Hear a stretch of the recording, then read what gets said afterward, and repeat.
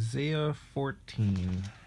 I read from the Institute for Scripture Research because it takes a direct translation from Hebrew to English, Greek to English, and Aramaic to English. It doesn't mess around with a bunch of other different languages that really don't matter.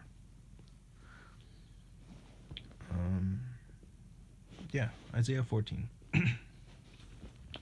Because Yah has compassion on Jacob and shall again choose Israel and give them rest in their own land, and the strangers shall join them, and they shall cling to the house of Jacob, and the peoples shall take them and bring them to their own place, and the house of Israel shall possess them for servants and female servants in the land of Yah, and they shall make captives of their captors and rule over their oppressors. And it shall be in the day Yah gives you rest from your sorrow and from your trouble and the hard service in which you were made to serve, that you shall take up this proverb against the sovereign of Babel, and say how the oppressor has seized, the gold gatherer seized. The gold gatherer. Ooh.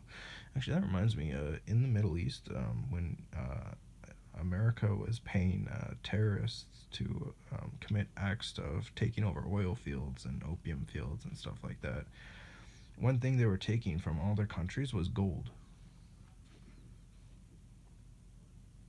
Babel. How the oppressor has seized, the gold gatherer seized. Yah has broken the staff of the wrong, the scepter of the rulers. He who struck the people in wrath with ceaseless blows, he who ruled the nations in displeasure, is persecuted and no one restrains. All the earth is at rest and at peace. They shall break forth into singing. Even the cypress trees rejoice over you, and the cedars of Lebanon, saying, since you were cut down, no woodcutter has come up against us. Sheol from beneath is excited about you to meet you at your coming. It stirs up the dead for you, all the chief ones of the earth.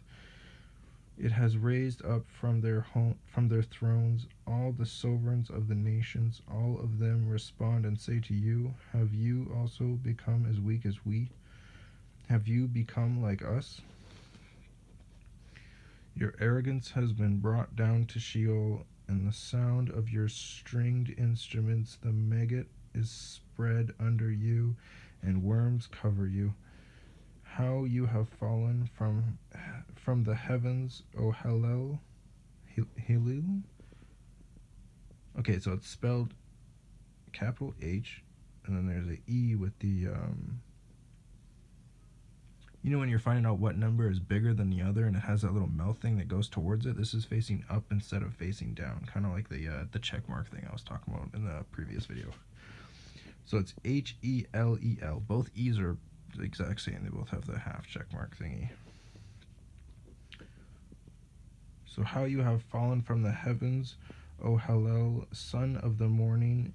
You have been cut down to the ground, you who laid low the nations.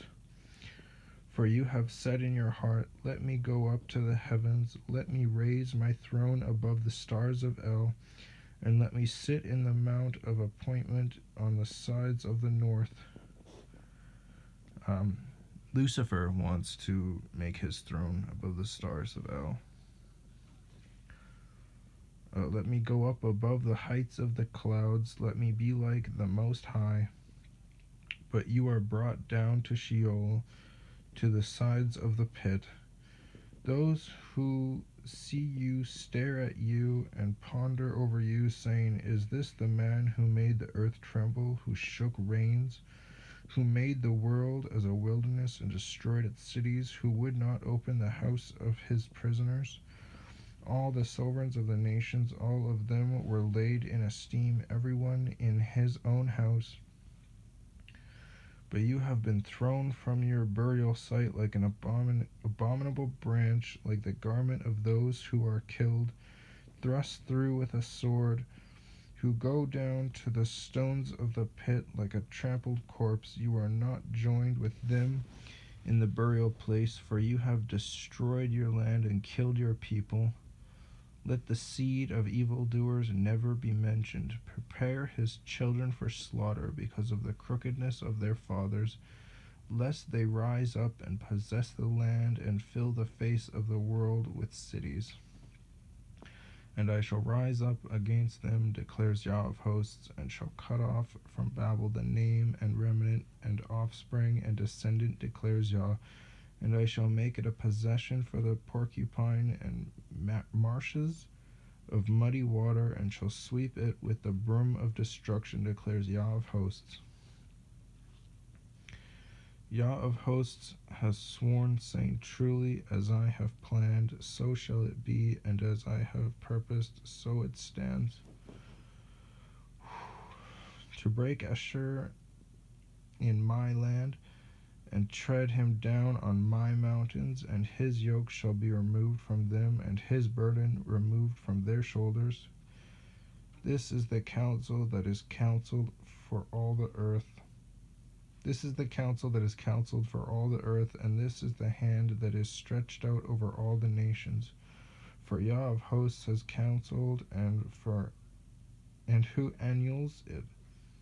Annuls it. ANNULS. Annuls it. And his hand that is stretched out, who turns it back? This is the message which came in the year that Sovereign Ahaz died. Do not rejoice, all you of Philistia. Philistia.